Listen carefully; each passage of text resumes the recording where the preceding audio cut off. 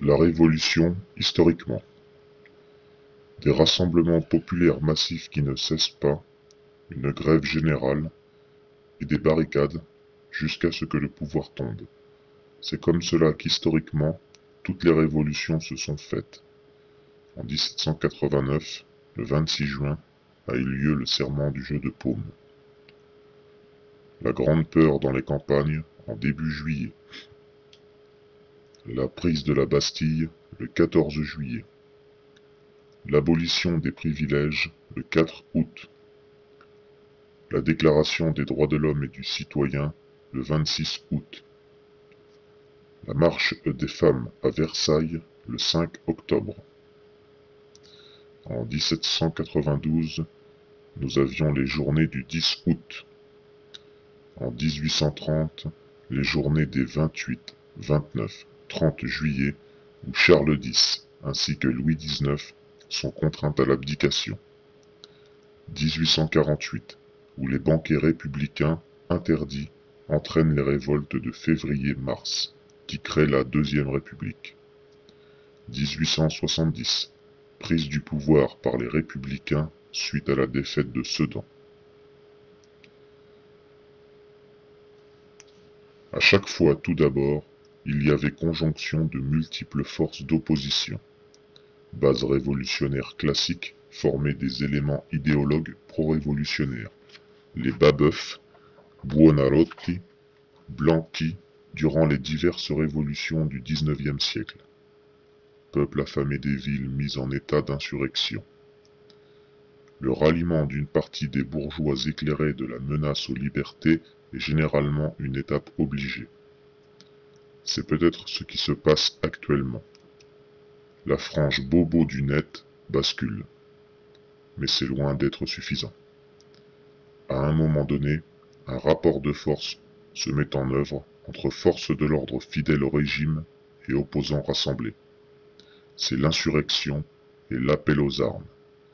Et le moment décisif où les révolutionnaires prennent ou non les lieux de pouvoir, laissant ou ne laissant pas s'échapper le pouvoir. En général, on les laisse partir, mais pas toujours. Souvenez-vous du procès Ceausescu.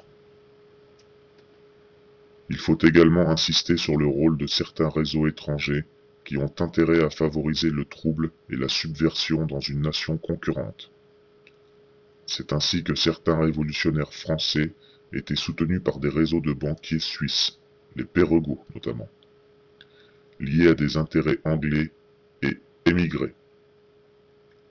Il n'est pas impossible que le réseau Voltaire soit devenu, financièrement, lié à des réseaux russes, latino-américains ou moyen-orientaux à mesure que les éléments qu'ils avaient mis en avant s'étendaient, tout comme Marat le fut par ses réseaux anglo-suisses parce que l'Ami du peuple, son journal, échauffait les esprits et favorisait les insurrections. Les mêmes réseaux de financement propagandistes existent du côté de la presse alignée. Les médias deviennent l'enjeu d'une vaste lutte pour l'influence de divers réseaux back-office.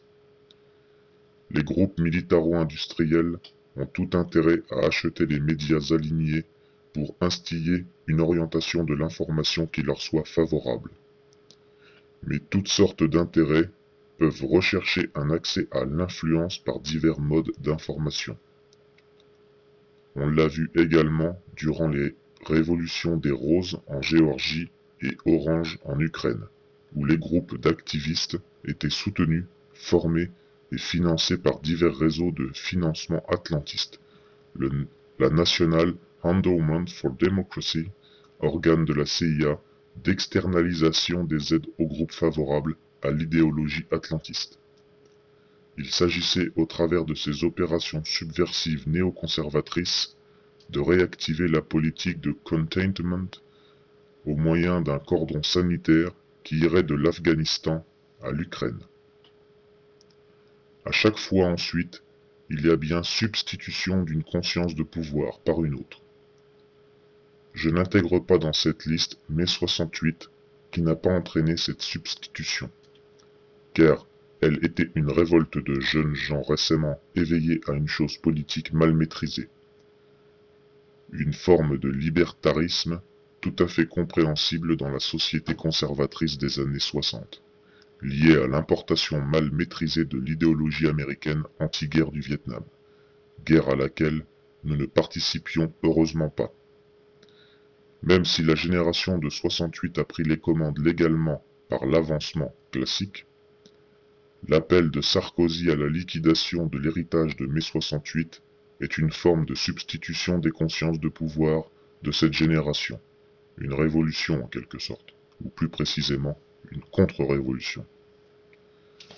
Pour donner un exemple de cette substitution et de ses dérives possibles, on citera Marat et le contexte des événements du 10 août 1792, véritable coup d'État où le peuple et la commune insurrectionnelle de Paris, aidés par des milliers de fédérés, militaires patriotiques et non royaux, arrivés en masse à Paris de la province pour faire face à l'invasion autrichienne, en réponse au manifeste de Brunswick, menaçant Paris de destruction en cas d'atteinte au roi.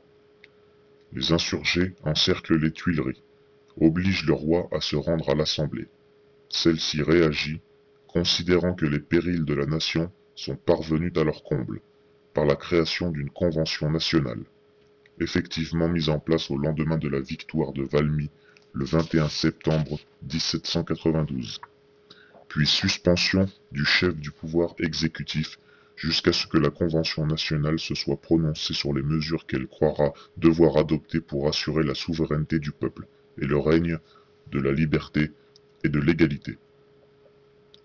Quelques semaines avant le 10 août 1792, Marat donc déclarait à la tribune des Cordeliers que 1000, 2000, 10 000 têtes doivent tomber ici en France.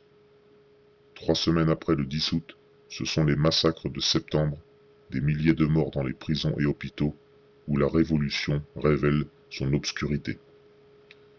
Après un retour au calme relatif pendant 3 mois, la décapitation du roi Louis XVI, puis la création du tribunal révolutionnaire en mars 1793 a déclenché la terreur. C'est là que Marat demande cette fois 100 000 têtes à l'Assemblée. L'épouvante paralysera nos ennemis, s'écrie-t-il, avant d'être le premier à passer devant le tribunal révolutionnaire qui l'acquittera. Si la révolution avait pu s'arrêter après la mort du roi et se limiter à quelques ci-devant ultra-conservateurs, elle aurait gardé une image pacifique. Au contraire, elle a donné des arguments aux conservateurs lors de l'Empire, où la guerre assurera la paix intérieure, et de la Restauration, où les réseaux conservateurs joueront longtemps sur la peur des débordements révolutionnaires. Assurément, une révolution contemporaine devrait à tout prix éviter les débordements de ce type. Mais il faut bien que les éléments qui sont dépendants ou serviteurs du système actuel soient écartés, sans quoi il n'y a pas de révolution. Les aristocrates à la lanterne chantaient les sans-culottes entre 1789 et 1794. Ce soir, l'ennemi connaîtra le prix du sang et des larmes, chantaient les résistants entre 1941 et 1944.